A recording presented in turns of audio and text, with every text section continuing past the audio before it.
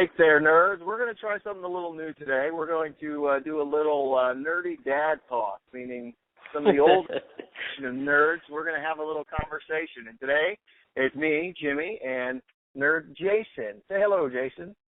Hey, how's it going? So it's basically the whole point of this is we obviously have our younger nerds, and there's nothing wrong with that.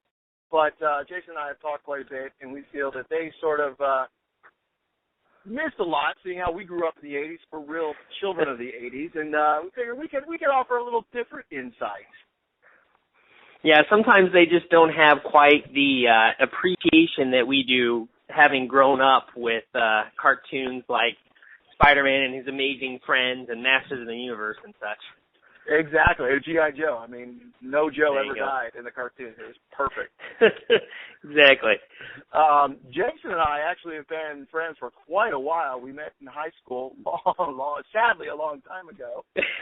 Right. And Jason, although I had read a couple comics, when we traveled on the road and stuff, Jason was the one who got me into comics in the 90s, about 90, 91, 92, something like that.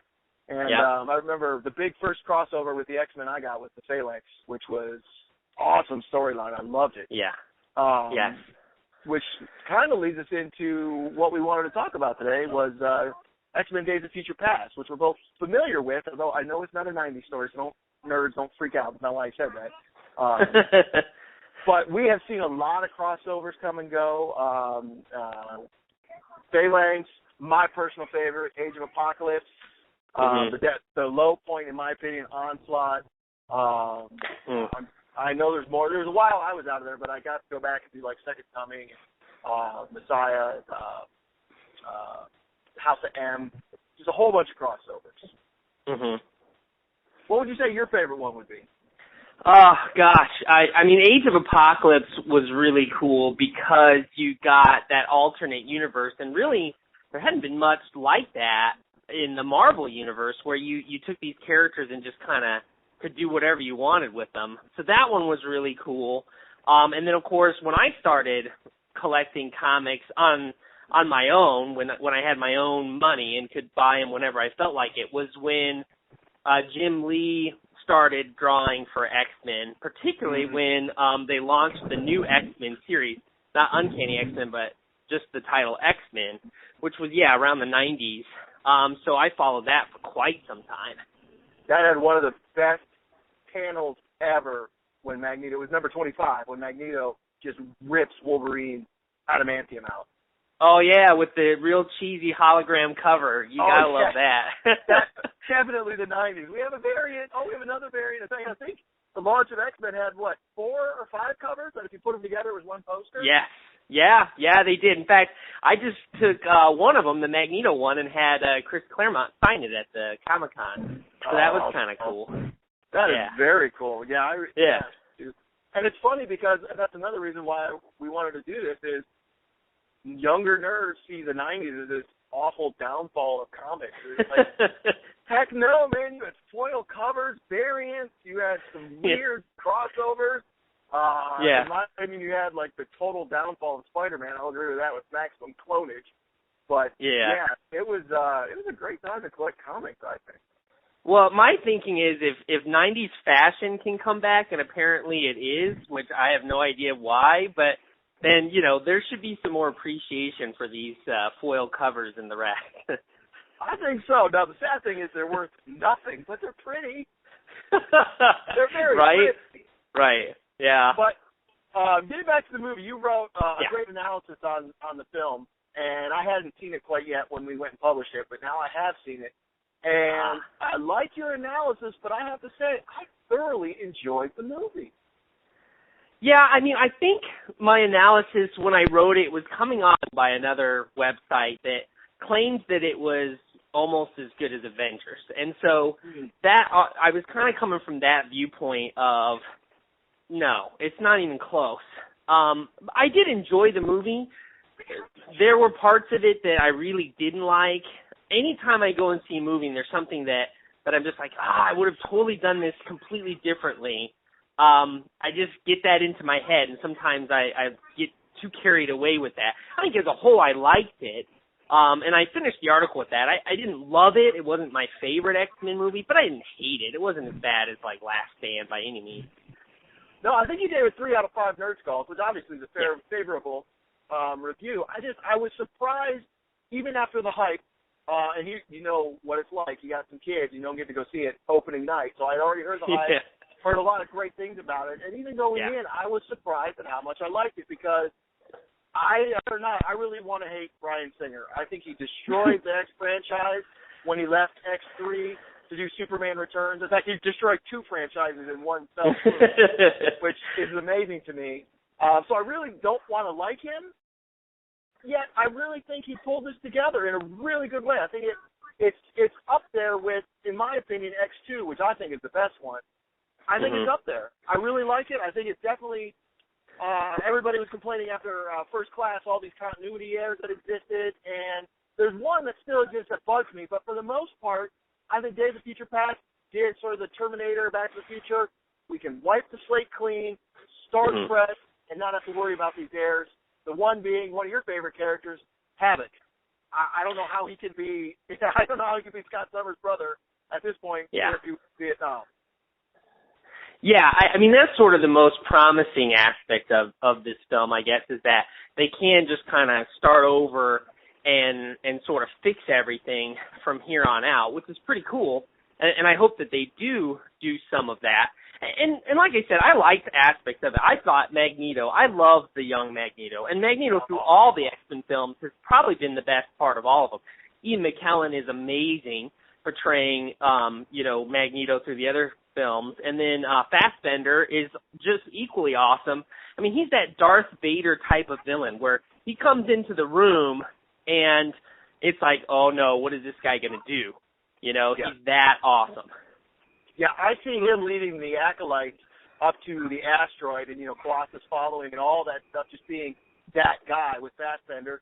And I see with Ian McKellen just the aged guy, almost what we're seeing right now in Uncanny X-Men, where he's just wiser, smarter, and not that he knows he was wrong from before, because I don't think he ever sees himself as wrong. He just knows there's a different way that he has to do it, has to go about living. And I think one of my favorite scenes of any X-Men movie is when he and Charles meet for the very first time at that lecture, and it's just a little speech. That's all it is, back and forth. And he's like, looking for hope. I'll bring you hope, old friend. And it's like, there you go. You got the relationship between those two right there. And it's beautiful. Well, and their relationship in the X-Men stories has always been one of the best parts of their story because they are friends, even though they're they're often fighting each other, which is always just, it makes for a good story.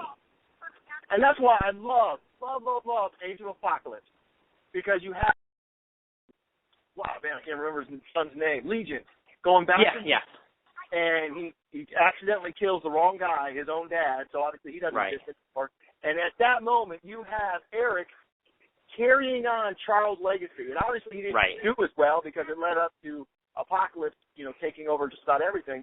But that's not the point. He did everything he could to take over Charles' legacy and even named his own son Charles.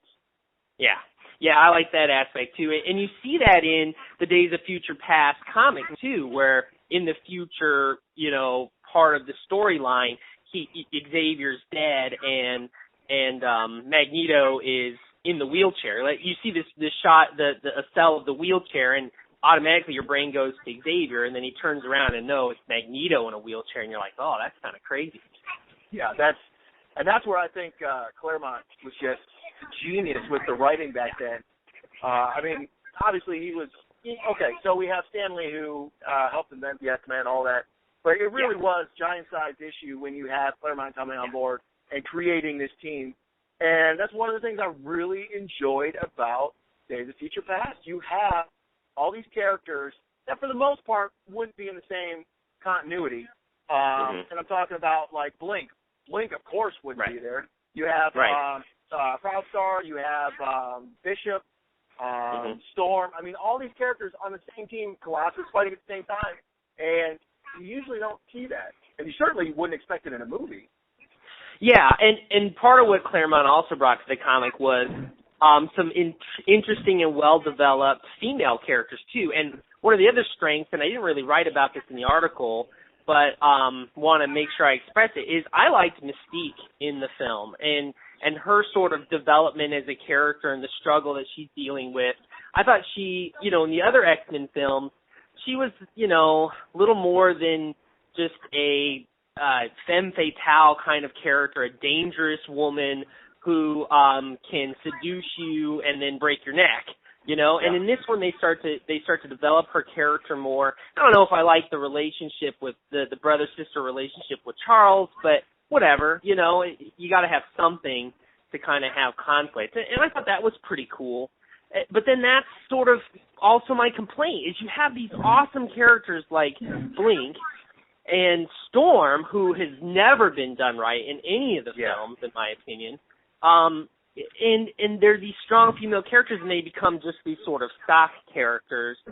And Bishop, too, even the male characters in the Sunspot. It was awesome seeing them go to battle, but it just made me kind of wish, gosh, there should be more to it. And I really don't care what happens to these guys. When they're killed off, the first time, and then again the second time, you're just not invested. And that always bothers me when I'm not invested in the characters. No, I will definitely agree with you on that. The ones that I was like, oh my gosh, when they died was Iceman. Well, we have a relationship with Iceman, and Bobby Drake is one of my favorite characters. I think he's more powerful than anybody gives him credit for. And then Colossus, oh man, when he gets torn in half, man, my heart went out to him. Like, wow, that sucks, jeez. But Bishop was one of my favorite characters, and I've really been disappointed with the way Marvel has developed him when he was hunting. Forgot her name. The Messiah.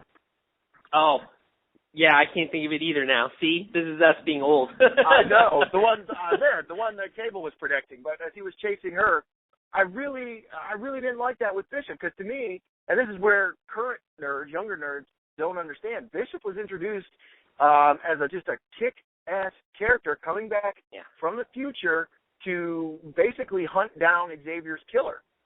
And for the longest time, they thought it was going to be Gambit, and he was always keeping an eye on Gambit, and he was super powerful. I did not like the aspect that he had to use his gun to use his power. Yeah, I just thought that was weird. Why not just have him shoot it out of his hand like he does in the comic? Just, why add the gun? Yeah, but on the flip side, I did like how the Sentinels defeated him by not using any power, so he wasn't able to absorb anything. So I thought that was pretty true to his character. But yeah, I was really disappointed in how they portrayed Bishop.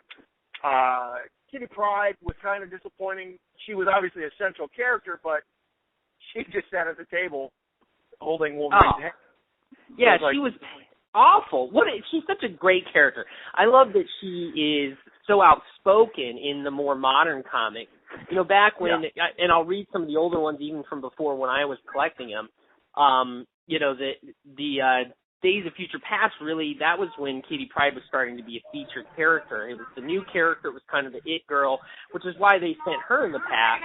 Anyway. And I liked your argument in there, because I didn't realize that. But I liked your argument there, and that it really didn't have to be her that went in the past, because she was just a new character that they were trying to bring focus on. And it really, the way they wrote it in the movie, I thought it made sense with Wolverine.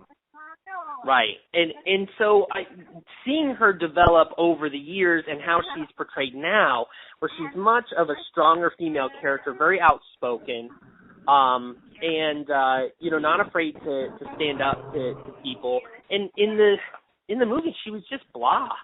She didn't do anything but run, hide, and then bleed to death, basically. Yeah. It just was boring. She's another one. Man, I hate to keep going back to Age of Apocalypse, but that is one of my favorites, is her story with Colossus and how she basically stands in his way as, I can't even remember what he was going to do, but she's like, no, you can't use violence. And instead of phasing, she made Colossus run right into her, and it killed her. But it was a fascinating, like, oh my God, she clearly cared about it that much. And then obviously Colossus went downward spiral after that, but it was... Well, and their relationship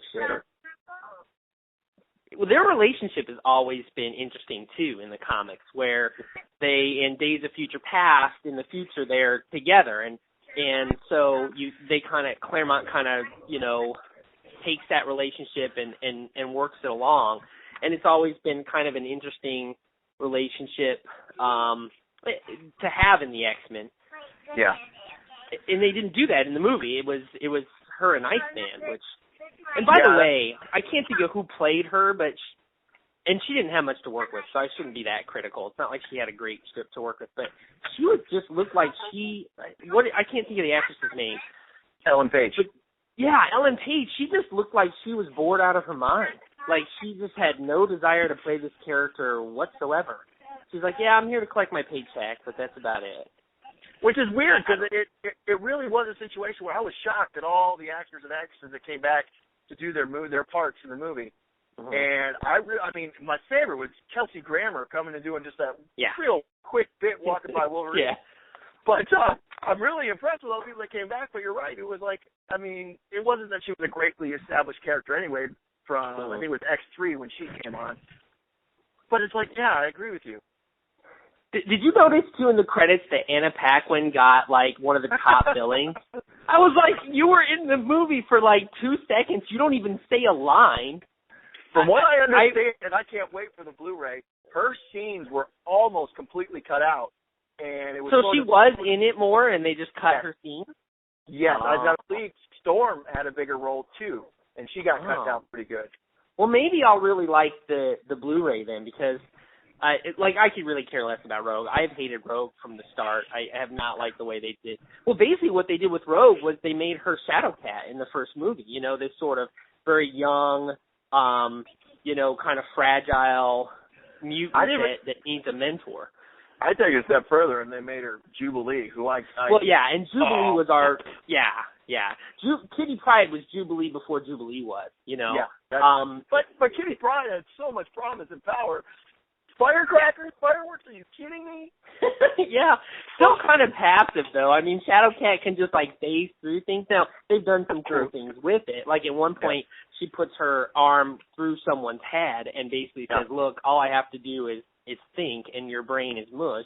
Yeah. You know, but considering, and all comic book artists have done this, or creators, they typically will give female characters these sort of either passive powers like Invisible Woman, shields and turning invisible, or powers that they don't really have very much control over, which you see in Storm a lot of the times in the comics. True. Remember the 90s cartoon?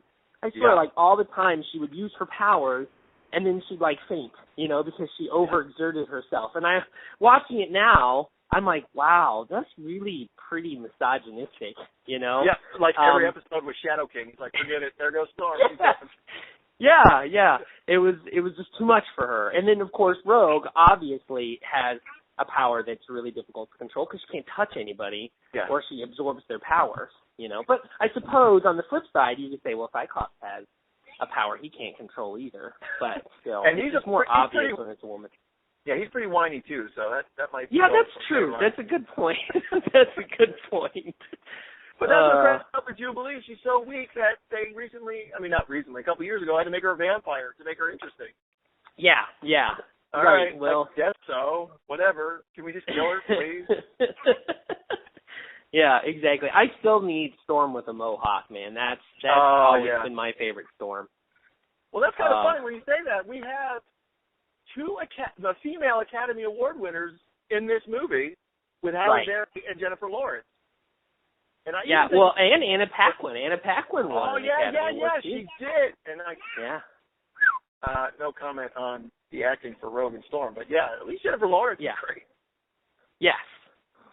Yes, Jennifer Lawrence is really good, and especially in this last one, like I said before, I really like what she brought to Mystique. And she's just fun to watch in anything, even the Hunger Games, which I'm not a huge fan of, but I was surprised. She's good. Yeah. And that leads us to the end of the film. We obviously see Apocalypse, and if anybody didn't know who that was, or if you haven't seen the movie, sorry about the spoiler, skip ahead. Yes. But stay for the singer, we have Apocalypse, who the very first mutant, cool. We see him put the pyramid together, cool. I kind of wish it looked more like the Apocalypse we know as a kid from the comic book. But I'm excited we're going this route because I'm hoping this means we'll get to see Cable. Yeah, that would be really cool to see Cable. I've already seen some people like projecting who they think should be cast as Cable, so I suppose that's kind of promising. Yeah, I like we said to start off with, I think the most promising aspect of this is they can kind of start wherever they want. And you know, I kind of just hope Jackman stays on as Wolverine. I don't know. I mean, I suppose at some point somebody else has to do the role, but it's just like seeing somebody else as Indiana Jones. I just can't imagine anybody else doing it. Well, that's a great example because not many people remember Hugh Jackman was not cast to be Wolverine. Doug Ray Scott was cast to be Wolverine, and Mission Impossible 2 ran long. So much like Tom Selleck got stuck on Magnum P.I., Doug Ray Scott got stuck on Mission Impossible 2, which is an awful movie. But he didn't get to do it, call last minute, Hugh Jackman, and, man, it's almost like Robert Downey Jr. as Iron Man. I can't imagine anybody else playing that role of Wolverine. Yeah, and both of those characters, you know, unless you were a huge comic book follower, you didn't really know either Iron Man or Wolverine as characters. The mainstream audience didn't. And so when these actors take on those parts, they basically embody them. Yeah. And that's another awesome reference from the 80s, the Australian accent in Wolverine in the Amazing Spider-Man series. That's right. A really bad one. I just remember watching that. I think it was with you, and we're like, huh. Yeah. That's weird. I We watched the that. 90s. It was like the 90s. I thought they hit it. And then that, you're like, why is he Australian? Isn't he Canadian? Yeah, that's just weird. I think they call Magneto in that version, too. It's just pretty bad, I think. Do your research. Yeah, that was pretty funny. Yeah. So, yeah, we're definitely going places with the X franchise. I like how they reclaimed it. I mean, after X3 and Wolverine Origins, oh, my God, I thought it was dead, and which might have been a good thing because Marvel might have had a chance at it. But, I think they reclaimed it. I'm excited to see more. I'm not sure about this rumor of Fantastic Four showing up in X-Men movies and vice versa because 20th Century Fox owns both. I think that's lame. Keep them separated. But I think... Yeah, they just don't fit well together. You know, Avengers and X-Men kind of cross over pretty naturally, but Fantastic Four has always been sort of its own niche. I don't know. Yeah, it's almost like they're not in the same world. Even if you had Spider-Man, which, again, I know it's Sony, so he's not showing up. But if you had Spider-Man show up, that even makes more sense. For some reason, the Fantastic Four just doesn't feel right. Have they even done an X-Men Fantastic Four crossover? I'll have to look that up and see if they've done one of those in the comics or not. I know Onslaught they did. Oh, okay. Yeah, Onslaught, okay. Fantastic Four was in it, because I did not collect Fantastic Four, but I was trying to keep up with that series. Again, I'm sorry I did, because that really got me out. But, I remember Onslaught not so good. And it's so sad, because it was a great idea, because it went back to the whole Asteroid M with Charles Xavier shutting Magneto down, like literally shutting him down. He was done. Yeah. And that's where that character came from. And again, spoiler if you haven't read it, I guess 10 years should be long enough. But, man, when you finally get that revelation, like, really? That's really? Wow, I don't think they did that well. No, and I think it didn't help that it came after one of probably the best X-Men storylines with Age of Apocalypse. You know, anytime you got to follow something like that, it doesn't work out.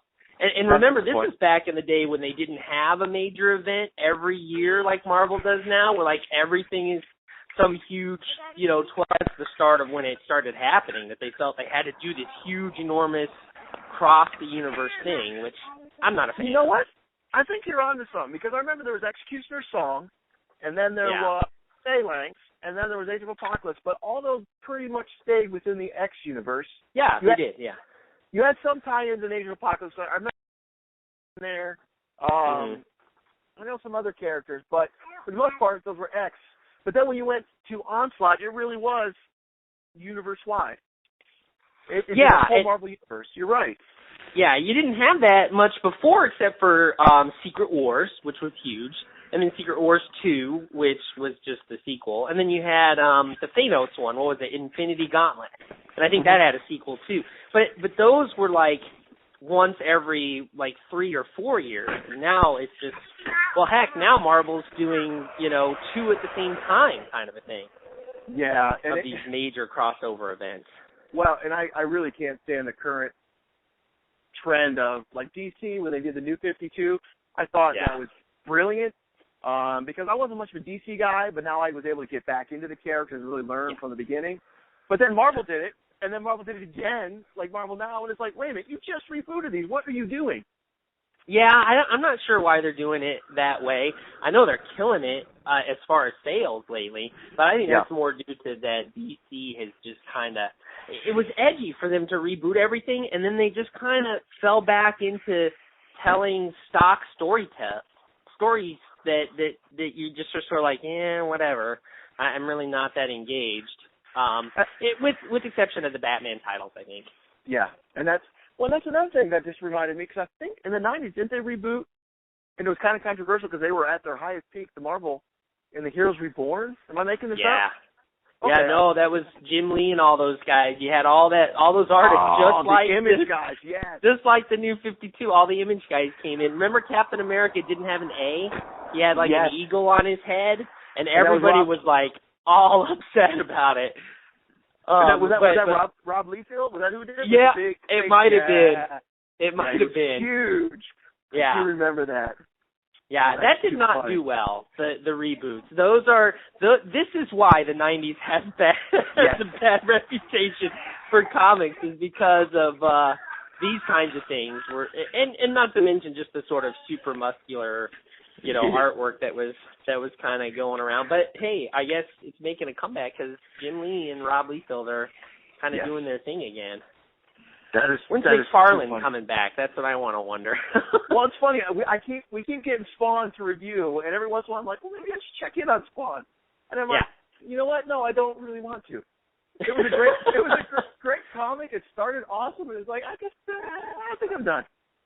Yeah, it had its day in the sun, that's for sure. It was just such a cool concept. It drew on some stuff that we already were into in the 90s, which was the kind of vigilante hero like you saw with the Punisher. Yeah. And others. But it had that supernatural aspect to it as well, which was pretty cool, pretty unique. And then of course Todd McFarlane at the time was just the hottest artist. Oh yeah, he was on fire. I mean, that's one of my biggest regrets is our comic book store up in Brunswick. They had the Spider-Man 300. That was with all the spiders and him in the web. And I can't remember how much it was at the time, but I was like, oh, should I? Shouldn't I? We're in high school. We didn't have any money. I'm like, no, I won't. Right. Like, right. Oh, God, I wish I had. Yeah, and that was back when comics were like $1. Yeah. $1.50 or something at the most. They were not as expensive as they are now. But I suppose nothing is. I know. As expensive as it is now. Here we're getting into our old man days again. I know. I hate to admit it. I'm glad we review a lot of these because it's expensive. It is. I know because I go and drop. Well, there could be worse. I always tell my wife, and so all the other dads that might be listening to this, there could be worse hobbies I could have, right? I mean, I could be into like rebuilding old automobiles or something like that. These all fit in a nice little box I could tuck away in the basement, and they're only $2.99, $3.99 a piece. Yeah, not too bad, right? Well, see, that's where you're lucky. My wife's like, hey, you need to go through your comics and get rid of some. I'm like, oh man. So now I got my digital collection, and luckily I know from the 90s, comics really don't hold their value, so it's not a big deal. But there's something about having it in your hand versus reading a digital comic. It's just not. Yeah, I like the digital but I agree. There's something about just flipping the pages in your hand that just appeals to me too. But yeah, I am lucky. I haven't had that conversation yet. Hopefully, she won't be listening to this podcast then. We started with that with no girls allowed, no wives allowed. There you go. There you go. All right, sir. Well, I think we got to wrap it up this time. Any final thoughts? Just that I'm excited for X-Men things to come. They've always been one of my favorites. And hey, it's been great. I hope we get to continue to do this. Yeah, definitely. And hey, for all you other people who have seen the movie or any of the X movies, go check out what they're based on. The stories are phenomenal. The movies, some of them, are really good. But look at the source material, because they're different. They really are different, and you can't beat the written word. It just really is fantastic. Well, if nothing else, it gives you more of an appreciation for the things that are in the film that are obvious tributes, I think. Yeah, the wink that your average fan wouldn't get. I totally agree. Absolutely. So. Well, perfect. We will wrap this up, and we'll be back again with Nerdy Dad. Thanks, nerds.